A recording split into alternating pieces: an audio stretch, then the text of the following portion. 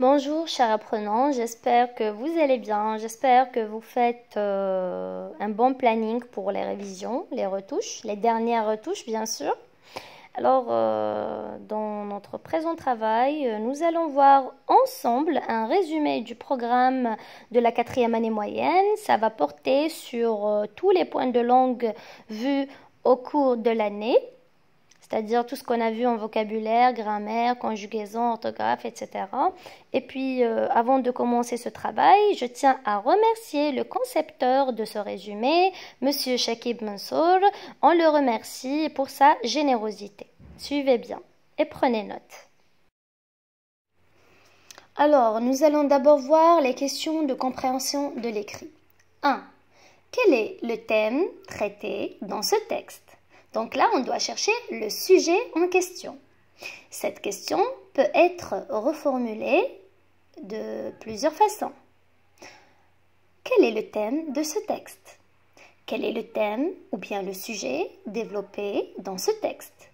Quel est le problème soulevé dans ce texte? De quoi parle-t-on dans ce texte? De quoi s'agit-il dans ce texte? Donc, cet ensemble de reformulations se rapporte à la même thématique, et c'est le repérage du thème, le thème général. 2 est extrait ce texte. Donc là, vous allez vous baser sur la source, c'est-à-dire quel est le titre du livre dont est extrait ce texte, quelle est la source ou bien l'ouvrage, ça dépend. Mais cette question-là, on ne la donne pas généralement au BEM, mais c'est bien de connaître la source et tout.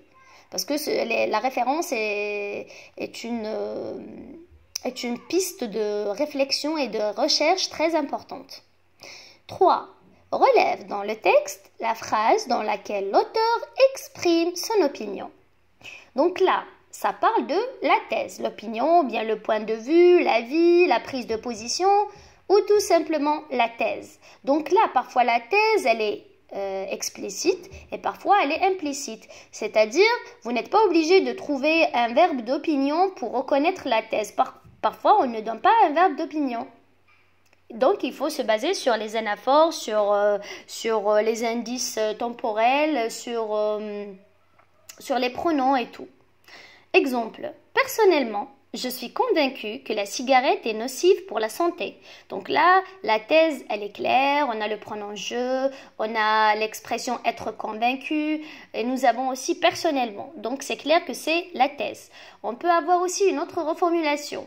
À mon avis, je suis sûre que les cours de soutien sont bénéfiques pour les élèves. Vous avez ici, à mon avis, et l'expression être certain, être sûr. Voilà. 4. Relève dans le texte les arguments utilisés par l'auteur pour justifier son point de vue. Donc, après la thèse, il y a la partie du développement, et dans le développement, on trouve des arguments, c'est-à-dire connecteurs, d'abord, ensuite, enfin, ou bien d'une part, d'autre part, par ailleurs, enfin, etc. Vous avez le connecteur, ensuite l'argument, et puis l'exemple. Mais parfois, on ne trouve pas d'exemple. On trouve une explication plus détaillée de l'argument proposé. Relève les mots qui organisent ces arguments. Relève les mots qui organisent ces arguments. C'est-à-dire comment on a avancé ces arguments, comment on les a organisés. Bien sûr, à l'aide des connecteurs ou bien les articulateurs. D'abord, ensuite, puis aussi, enfin, d'une part, d'autre part, etc. Voilà, on vous donne un petit texte là où on vous précise le thème, le point de vue, les arguments, les articulateurs. Personnellement, je suis contre la chasse. Donc là, cette phrase, personnellement, je suis contre la chasse. C'est la thèse, c'est le point de vue. Donc là, nous avons l'avis plus la position. Parce que d'abord, la chasse est dangereuse, chaque année, il y a des accidents. Ensuite, la chasse est coûteuse car le prix du fusil, des munitions, du permis et des droits de chasse est élevé. Enfin, la chasse non organisée est injuste car beaucoup d'animaux disparaissent. Donc là, le thème, c'est la chasse. Les arguments et les preuves viennent après, les connecteurs d'abord, ensuite enfin. Donc voilà comment il faut décortiquer son texte. 6. Classe les expressions suivantes dans le tableau ci-dessous.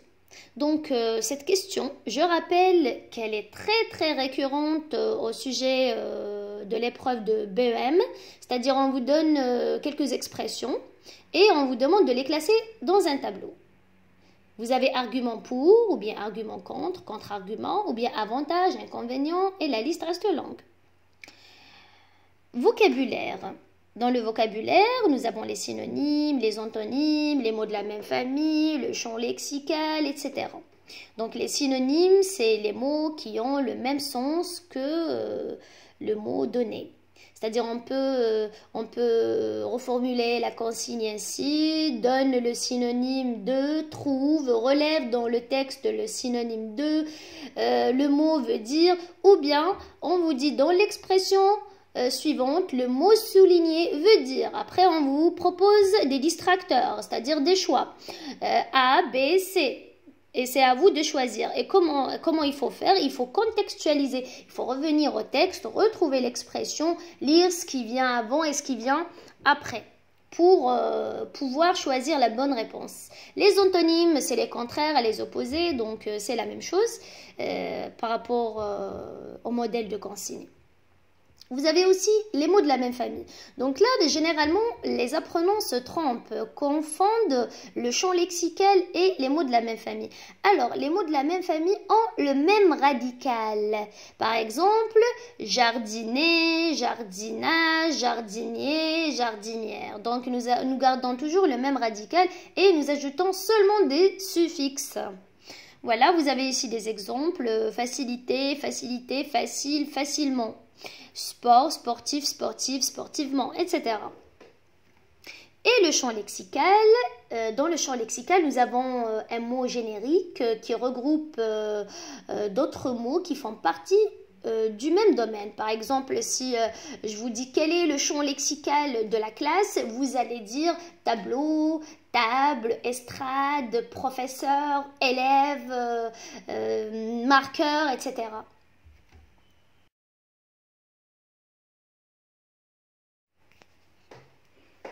Alors, pour le champ lexical, vous pourrez retrouver les suivantes consignes. Relève dans le texte deux mots qui appartiennent au champ lexical de.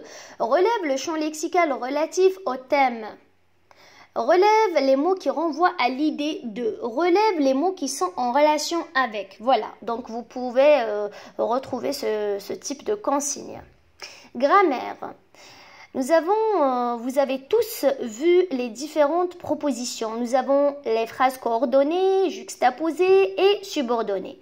Donc pour la coordination, vous avez deux phrases indépendantes, c'est-à-dire qui peuvent s'utiliser toutes seules. Bien sûr reliées par une conjonction de coordination. Comme vous le savez, nous avons une liste de conjonctions de coordination qu'il faut apprendre par cœur. Mais où est donc ornicar? Exemple, il est absent car il est malade. Nous avons deux propositions. La première, c'est il est absent. La deuxième, il est malade. Si vous remarquez, nous pouvons les utiliser toutes seules. Mais là, elles ont été reliées par une conjonction de coordination qui exprime la cause. Eh bien, c'est car. Il est absent car il est malade. Nous avons la juxtaposition. La juxtaposition représente deux phrases ou propositions indépendantes mais séparées par une virgule, un point-virgule ou bien les deux points. Et là, pour retrouver le rapport logique, il faut se baser sur la sémantique, sur le sens. Farid est content, il a réussi son examen. Donc là, on pose quelle question? Pourquoi Farid est content? Farid est content car il a réussi son examen, parce qu'il a réussi son examen. Donc là, c'est la cause qui est exprimée. Nous avons la subordonnée. La subordonnée comprend deux propositions. La proposition principale et la proposition subordonnée. Mais dans la subordonnée, il n'y a pas de phrase indépendante. La subordonnée dépend obligatoirement de la principale. Donc, et bien sûr, pour avoir une subordonnée, il faut connaître les conjonctions de subordination. Attention, il est très important de les maîtriser afin de pouvoir faire les différentes transformations. Donc, par exemple, si on veut reformuler, on va dire Farid est content parce qu'il a réussi son examen. Farid est content, c'est la proposition principale. Parce qu'il a réussi son examen, c'est la proposition subordonnée de cause. Nous avons vu ensemble lors de la 4e année plusieurs rapports logiques et nous allons les voir brièvement dans ce petit résumé. Alors, on commence par l'expression du but. Vous savez très bien qu'on peut exprimer le but dans une phrase simple à l'aide de groupes prépositionnels comme on peut l'exprimer dans une phrase complexe. Dans une phrase simple, vous avez pour ou bien afin de ou bien dans le but de, mais vous êtes obligé d'ajouter soit un verbe à l'infinitif, soit un groupe nominal. Il va à l'école pour étudier. Il va à l'école afin d'étudier. Il va à l'école dans le but d'étudier. Donc là, nous avons exprimé un but à atteindre à l'aide d'un infinitif. Voilà. Il y a aussi des buts à éviter. Et pour les exprimer, il faut utiliser de peur de ou bien de crainte de. Je révise de crainte d'échouer. C'est-à-dire on évite l'échec. Comment? En révisant. Voilà. Alors, on peut aussi exprimer le but dans une phrase complexe. C'est quoi une phrase complexe? C'est une phrase qui contient plus de deux verbes conjugués. Pour exprimer le but dans une phrase complexe, il faut utiliser soit pour que, soit afin que, soit de peur que, soit de crainte que. Mais je rappelle, pour que et afin que, on les utilise pour les buts à atteindre. Par exemple, il va à l'école pour qu'il étudie. On ne peut pas dire il va à l'école de peur qu'il étudie. Parce que de peur que plus de crainte que, on les utilise quand on veut éviter quelque chose. Par exemple, je prends mon parapluie de peur que la pluie me surprenne. Sans oublier qu'après ces conjonctions, il faut utiliser le subjonctif présent. Nous avons aussi l'expression de cause. Comme je l'ai déjà cité, on peut l'exprimer dans une phrase simple et dans une phrase complexe. Alors, là, nous avons car, parce que, vu que, étant donné que, donc c'est une subordonnée, sous prétexte que, puisque, comme. Je tiens à attirer votre attention sur puisque et comme. Elles viennent toujours au début. Comme il est malade, il est absent. Comme égale puisque. Et dans une phrase simple, bien sûr à l'aide d'un infinitif ou un groupe nominal, vous avez à cause de, grâce à. Mais là, je tiens à préciser, à cause de, c'est une cause, c'est-à-dire vous parlez d'une cause négative, grâce à, c'est une cause, c'est-à-dire on l'utilise pour exprimer une cause positive. Voilà, j'ai réussi mes examens grâce à mes efforts. On ne peut pas dire j'ai réussi mes examens à cause de mes efforts. Mes efforts, c'est-à-dire les efforts sont positifs là. Donc, il faut faire très attention au sens. Alors, exemple, il est absent à cause de sa maladie. À cause de sa maladie, c'est un groupe prépositionnel de cause. L'expression de la conséquence. La conséquence, c'est le résultat. Donc là, on vous propose les différentes conjonctions à utiliser. Alors, c'est-à-dire pour exprimer la conséquence dans une phrase coordonnée, vous avez donc, alors, c'est pourquoi, en conséquence, par conséquent. Dans une phrase subordonnée, vous avez bien que, de sorte que, de façon que, au point que, tellement que, si que. Mais attention, là, il y a des conjonctions qui s'utilisent séparément, comme tellement que. Il est tellement malade qu'il s'est absenté. Vous avez aussi si que, c'est la même chose. Exemple, il est malade si bien qu'il est absent. Donc, si bien qu'il est absent, c'est une proposition subordonnée de conséquence.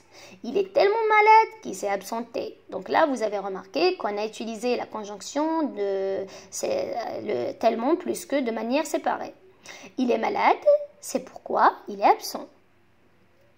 L'expression du temps. Donc là, dans l'expression du temps, nous avons trois types. La simultanéité, quand on fait deux actions en même temps. Vous avez les suivantes conjonctions à utiliser. Quand, lorsque, comme, pendant que, tandis que, au moment où, plus indicatif ou conditionnel. Pendant que je révise, Mon ami m'appelle. L'antériorité. Là, c'est quand la première action vient après l'autre. Avant que je prenne ma douche, je révise un peu. Avant que, en attendant que, jusqu'à ce que, plus subjonctif. Mais si vous voulez utiliser jusqu'au moment où, vous devez employer l'indicatif. Là, vous avez la postériorité. C'est quand une action vient après l'autre. Vous avez après que, depuis que, dès que, aussitôt que, plus l'indicatif. Exemple, je lave mes mains avant que je ne mange. Donc là, vous avez, on a exprimé l'antériorité à l'aide de avant que. L'expression de la comparaison. Pour exprimer la comparaison, on doit utiliser tel, comme, pareil à, semblable à, ou bien le verbe ressembler, aussi que, plus que, moins que, même que, tel que. Il est plus âgé que son frère. Il habite la même maison que son frère. Il est intelligent comme son frère. Il ressemble à son frère. Ou bien, vous avez aussi la comparaison qu'on emploie dans les descriptions, c'est-à-dire des comparaisons rhétoriques. Voilà. Elle est belle comme l'aurore, par exemple. Donc, ce n'est pas vraiment la même comparaison.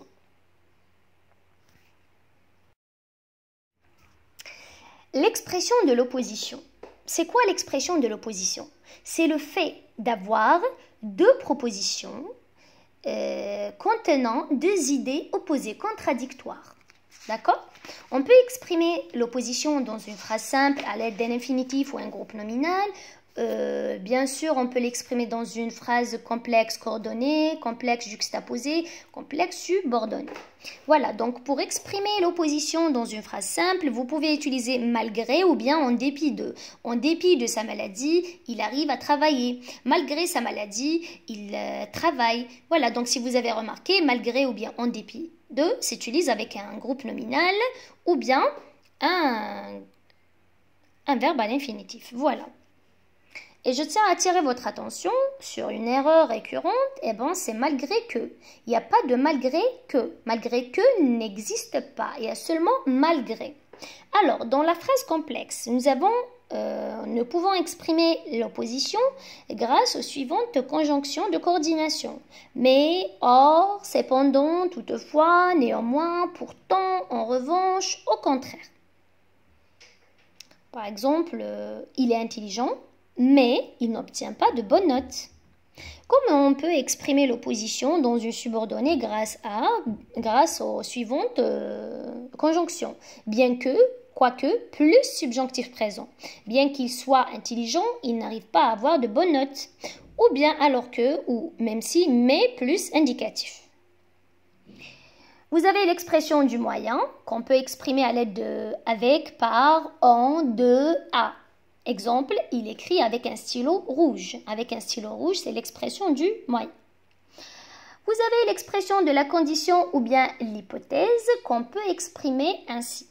Alors, dans une phrase simple, à condition de, comme je l'ai toujours mentionné, plus groupe nominal ou un infinitif, vous avez en cas de, à en croire. Tu réussiras au BEM à condition de travailler. Dans une phrase complexe, à condition que, plus subjonctif. Tu réussiras au BEM à condition que tu travailles bien. Et bien sûr, la condition peut s'exprimer à l'aide de si. Et ça, si vient toujours au début de la phrase. Si, on a deux règles. Si plus présent égale futur simple. Si plus imparfait égale conditionnel présent. Les deux règles-là, nous les avons vues ensemble au cours de l'année. Il y a aussi une troisième règle. Si plus que parfait égale conditionnel passé. Donc, si tu révises tes leçons, tu réussiras au BEM. Si tu révisais tes leçons, tu réussirais au BEM. Donc, il faut faire attention au premier verbe pour pouvoir conjuguer le deuxième. Nous avons aussi la proposition subordonnée relative et la proposition subordonnée complétive. Alors, la proposition subordonnée relative peut s'exprimer à l'aide des pronoms relatifs suivants. Qui, que, ou, dans. Le professeur corrige les cahiers qui sont sur le bureau. Donc là, pour être sûr qu'il s'agit d'une relative, vous allez vérifier la nature de l'antécédent. C'est quoi l'antécédent? C'est le mot qui vient avant le pronom relatif. Ici, par exemple, nous avons l'antécédent les cahiers. Les cahiers, c'est un nom. Donc, qui sont sur le bureau, c'est une relative. Vous avez aussi les cahiers que le professeur corrige sont sur le bureau. Donc, l'antécédent, c'est cahier que le professeur corrige, c'est une proposition subordonnée relative. Et je tiens à attirer votre attention sur un détail. Sachez que l'antécédent, c'est le mot répété. D'accord? Les questions possibles. Relève dans le texte une proposition subordonnée relative ou bien évite la répétition en employant le pronom relatif qui convient. Et là, pour employer le bon pronom relatif, il faut que vous sachiez les différentes fonctions des pronoms. Par exemple, le qui, il remplace souvent un sujet. Le que, c'est toujours COD.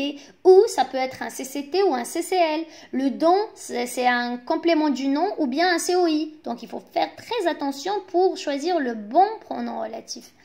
Décompose la phrase en deux phrases simples, A et B. Donne la nature de la proposition soulignée. Mais au BEM, généralement, on demande aux apprenants de relever dans le texte. Voilà. On a aussi la proposition subordonnée complétive. C'est simple. Vous vérifiez vous vérifiez ce que vous avez avant le que. Si c'est un verbe, donc c'est une complétive. Je veux que tu révises tes leçons. On a ici le verbe vouloir, veut, c'est un verbe. Donc, que tu révises tes leçons, c'est une proposition subordonnée complétive. Quelles sont les questions possibles? Relève dans le texte une proposition subordonnée complétive ou bien donne la nature de la proposition soulignée. La forme passive et active qui revient souvent lors des épreuves de BEM.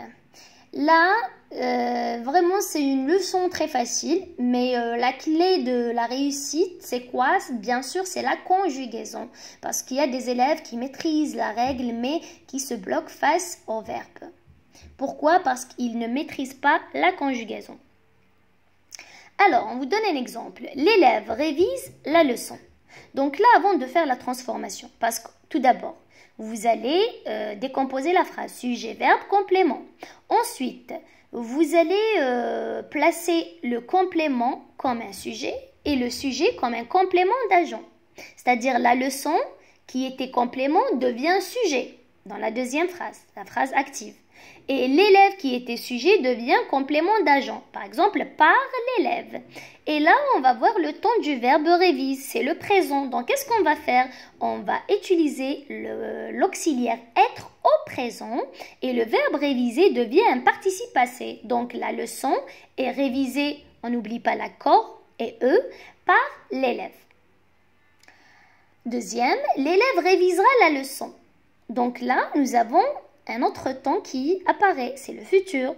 Donc, on va appeler l'auxiliaire être au futur. La leçon sera révisée par l'élève. Voilà. Mais attention, parfois, vous n'avez pas le complément d'agent. Par exemple, vous pouvez ne pas l'avoir et bien sûr, vous pouvez ne pas l'avoir d'une manière indirecte, c'est-à-dire à travers le pronom indéfini « on ». On a cassé le tableau. Qui a cassé le tableau? On ne sait pas. On est un pronom indéfini. Donc, comment on va faire la transformation? On va dire le tableau a été cassé. Il ne faut pas dire par on. C'est faux. D'accord? Donc, quand vous avez un pronom indéfini, on ne le mentionne pas comme complément d'agent. Pareil pour les autres pronoms. On ne dit pas, par exemple, nous avons fait des efforts. Les efforts ont été faits et vous vous arrêtez. On ne dit pas par nous. OK? Parfait. Les questions possibles. Réécris la phrase à la voix active, réécris ou bien transforme la phrase suivante à la voix passive, etc. Ou bien réécris la phrase suivante en commençant ainsi. Ou bien par. Nous avons aussi une leçon très importante dans le programme, c'est le discours direct et le discours indirect. C'est une leçon très facile, mais qui nécessite de la concentration et surtout la maîtrise de la conjugaison et bien sûr la maîtrise des transformations. Il faut vraiment connaître, apprendre par cœur les transformations sans oublier la règle. Voilà. Donc, dans le style direct et indirect, nous avons toujours un verbe introducteur de parole ou bien ce qu'on appelle le verbe de parole. Comme par exemple, le professeur dit « révisez vos leçons ». Dit, c'est un verbe de parole. Demande, annonce, ajoute, etc. La liste est longue. Donc, quand le verbe introducteur de parole est au présent ou bien au futur simple, vous n'effectuez aucune transformation verbale. Sauf c'est-à-dire les petites transformations, genre on enlève la ponctuation, on change les pronoms, seulement. Mais si le verbe introducteur de parole est conjugué au passé, n'importe quel passé, passé composé, imparfait, passé simple, etc., il faut effectuer certaines transformations. Par exemple, le présent devient imparfait, le futur simple devient conditionnel présent, le passé composé devient plus que parfait, le futur antérieur devient conditionnel passé, l'imparfait reste imparfait, le passé simple reste passé simple. Très bien. Vous avez quelques exemples. Le professeur dit à ses élèves, vous réussirez au BEM. Le professeur dit à ses élèves, on enlève la ponctuation, qu'ils réussiront au BEM. Donc là, on n'a pas effectué de transformation car le verbe est conjugué au présent. Mais attention, ce verbe peut être considéré comme étant un verbe conjugué au passé simple parce que le verbe dit a la même conjugaison avec la troisième personne du singulier. Le professeur a dit. Regardez, là, on a changé le ton du verbe introducteur de parole. Il est conjugué au passé composé. Donc, il y a changement verbal. Dit à ses élèves, vous réussirez. Vous avez le futur entre guillemets. Et si on vérifie dans le tableau, le futur devient conditionnel présent. Donc, le professeur a dit à ses élèves qu'il réussirait au BEM. Le professeur me dit, tu réussiras au BEM. Le professeur me dit que je réussirai au BEM. Mais attention, il y a certaines transformations possibles aussi. Par exemple, quand vous trouvez l'impératif, l'impératif devient infinitif. La maman ordonna à son fils, révise tes leçons. La maman ordonna à son fils de réviser ses leçons. Donc, pour avoir l'infinitif, il faut éliminer la ponctuation, la remplacer par la préposition de et bien sûr mettre le verbe à l'infinitif. On a aussi certaines transformations. Par exemple, le que, la maîtresse demande à ses élèves. Que voulez-vous faire durant les vacances? Le que devient ce que. La maîtresse demande à ses élèves ce qu'ils veulent faire durant les vacances. Vous avez aussi l'inversion. Est-ce que plus inversion ou bien inversion tout court? Par exemple, le père demande à son fils, est-ce que tu as mangé? Le père demande à son fils si il a mangé. Si il a mangé. Donc l'inversion ou bien est-ce que le pronom interrogatif devient si. Par exemple, la maîtresse demande à ses élèves, avez-vous révisé? La maîtresse demande à ses élèves s'ils avaient révisé. Voilà, vous avez aussi pourquoi on le garde. La maman demande à son fils, pourquoi tu es fâché? La maman demande à son fils, pourquoi il est fâché? Donc on garde pourquoi, d'accord? Il faut faire attention à ces choses-là. Pourquoi on garde? Est-ce que, ou bien inversion, on remplace par si. Que, par exemple, que veux-tu? Que devient ce que, d'accord? Et l'impératif devient infinitif. La fameuse conjugaison, la bête noire des apprenants. Parfois, il y a des apprenants qui maîtrisent la règle, qui sont bons en français, mais quand ils arrivent à la conjugaison, ils sont bloqués. Pourquoi? Parce qu'ils n'arrivent pas à retenir les terminaisons, les cas, les exceptions. Et c'est faux. Je vous conseille d'élaborer des tableaux synthétiques où vous mettrez les terminaisons par groupe, par temps verbal, les exceptions à part et bien sûr les apprendre par cœur. Alors, les terminaisons du présent de l'indicatif. Premier groupe, E, ES, E, ONS, EZ, ENT. Deuxième groupe, IS, IS, IT, I2S, ONS, I2S, EZ, I2S, ENT. Troisième groupe, SST, ONS, EZ, ENT, SSD, ONS, EZ, ENT, XXT, ONS, EZ, ENT. Il y a aussi quelques exceptions, ES, E, ES, E, ONS, EZ, ENT. Par exemple, j'ouvre, tu ouvres, il ouvre, nous ouvrons, vous ouvrez, il ou elle ouvre. Pareil pour offrir.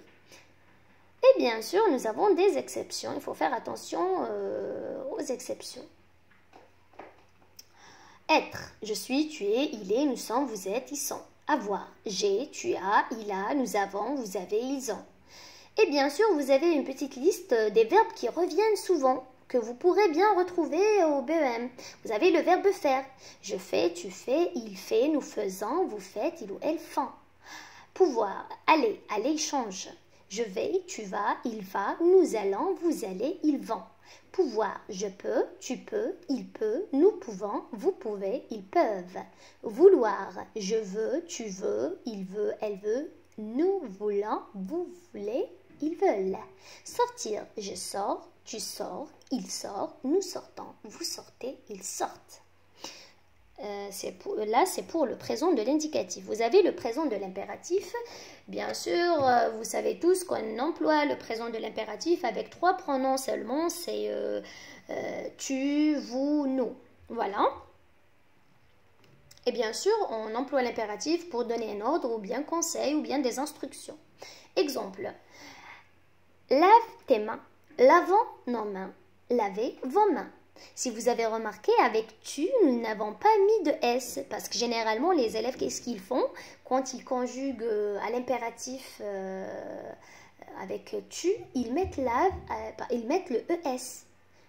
Alors que c'est faux. Avec l'impératif, il n'y a pas de ES malgré qu'il s'agit du pronom tu.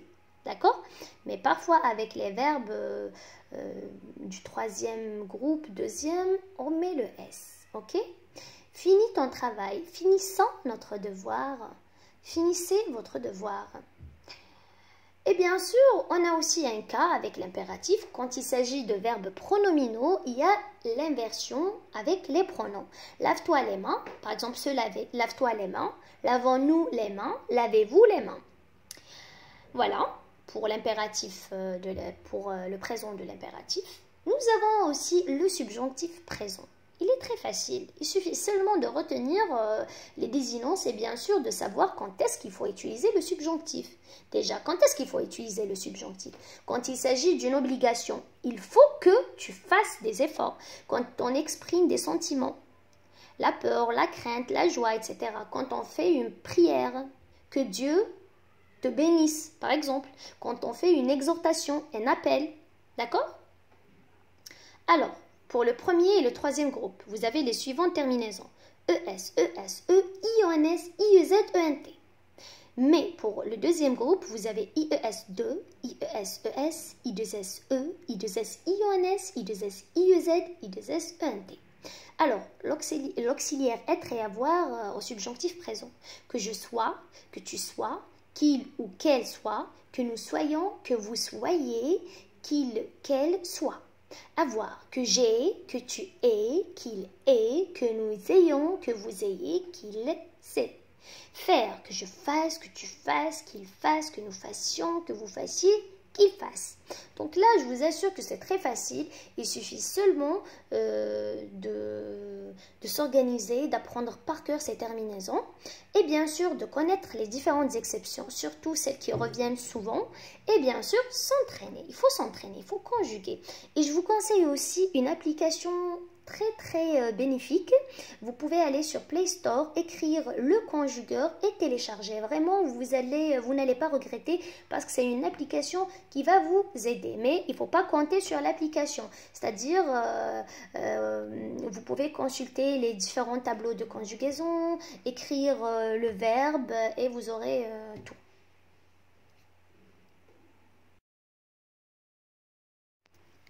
On continue avec la conjugaison, par exemple le verbe vouloir, que je veuille, que tu veuilles, qu'il veuille, que nous voulions, qu'il veuille.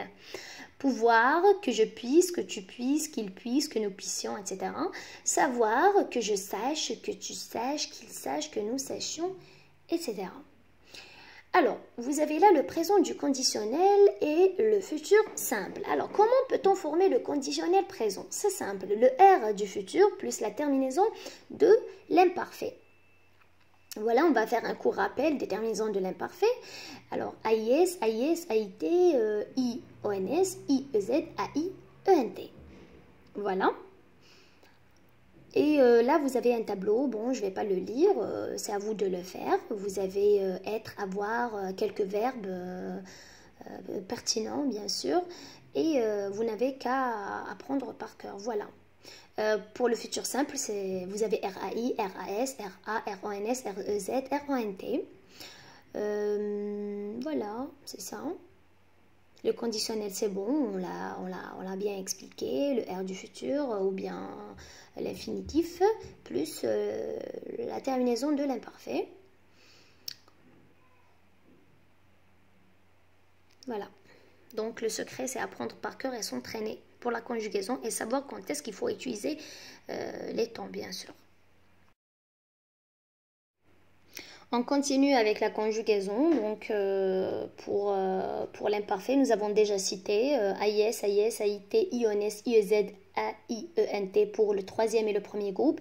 Mais pour le deuxième groupe, vous avez I2S, AIS, I2S, AIS, I2S, AIT, I2S, IONS, I2S, IEZ, I2S, AIENT. Et bien sûr, pour chaque temps verbal, je vous conseille de connaître l'auxiliaire être et avoir. Ok? Donc, j'étais, tu étais, il était, nous étions, vous étiez, ils étaient. Avoir, j'avais, tu avais, il avait, nous avions, vous aviez, ils avaient. Pour le plus que parfait, comment peut-on le former? C'est simple. On prend l'auxiliaire être ou avoir à l'imparfait plus le participe passé. J'avais révisé mes leçons. Tu étais sorti à 12 heures. Voilà. Et vous avez aussi le passé composé, pareil, auxiliaire avoir ou être plus le participe passé. Et là, je tiens à attirer votre attention sur le choix de l'auxiliaire. Donc, quand est-ce que peut-on choisir l'auxiliaire avoir ou être dans une phrase? Quand on a un COD, il faut choisir. Quand on a un COD dans la phrase, il faut choisir l'auxiliaire avoir. J'ai révisé mes leçons. Mes leçons, c'est COD. Donc là, j'emploie l'auxiliaire avoir avec le verbe réviser. Vous avez ici, tu es sorti à 12 heures. Il n'y a pas de COD, donc j'emploie l'auxiliaire être. Et l'auxiliaire être s'emploie généralement pour l'état. D'accord? Voilà. C'est tout ce qu'on a normalement. Voilà, donc vous n'avez qu'à réviser les règles et bien sûr de s'entraîner à conjuguer. Voilà, c'est le secret de la maîtrise de la conjugaison. Futur antérieur de l'indicatif. J'aurais révisé mes leçons. Donc là, on constitue le futur antérieur à l'aide d'un auxiliaire au futur, bien sûr simple, plus le participe passé. Bien sûr, l'auxiliaire être ou avoir. Hein. Donc, tu seras sorti ou bien j'aurais révisé mes leçons. Bien sûr, si l'action au futur antérieur, elle passe avant celle du futur simple. Quand tu auras fini ton travail, tu m'appelleras. D'accord? Donc, le premier verbe est conjugué au futur antérieur, le deuxième au futur simple. Le passé simple. Premier groupe. AI, AS, A, AM, AT, R. Deuxième groupe. IS, IS, IT, IM, IT, IR. Troisième groupe. IS, IS, IT, IM, IT, IR. Ou bien US, US, UT, UT, UR. Bien sûr, sans oublier être, avoir. Je fus, tu fus, il fut, nous fûmes, vous fûtes, ils furent. Je, tu eus, il eut, nous eûmes, vous eûtes, ils ou elles eurent. Finir, je finis, tu finis, il finit, nous finîmes, vous finîtes, il ou elle finirent. Prendre, je prie, il prit, nous prîmes, vous prîtes, il ou elle prirent. Mettre, je mis, tu mis, il mit, nous mîmes, vous mîtes, il ou elle mirent.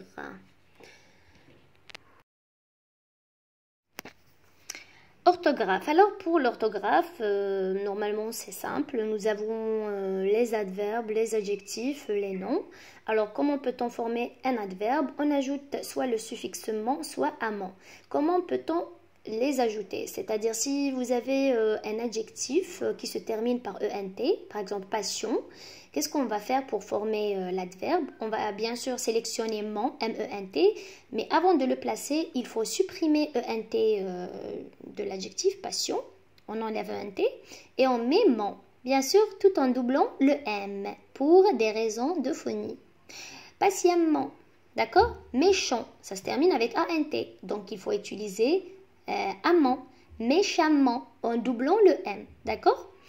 Et sinon, pour utiliser le suffixe ment, par exemple, avec les adjectifs qui se terminent par une voyelle, sérieux, sérieuse, sérieusement, doux, douce, doucement, etc.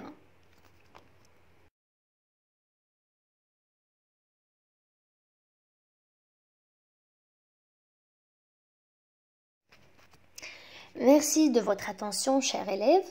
Donc, j'espère que le résumé est plus clair maintenant et je vous conseille de réviser tout le programme et surtout de vous entraîner à l'aide des sujets d'examen, des sujets déjà proposés au BEM et surtout de rester concentré et de poursuivre ces révisions.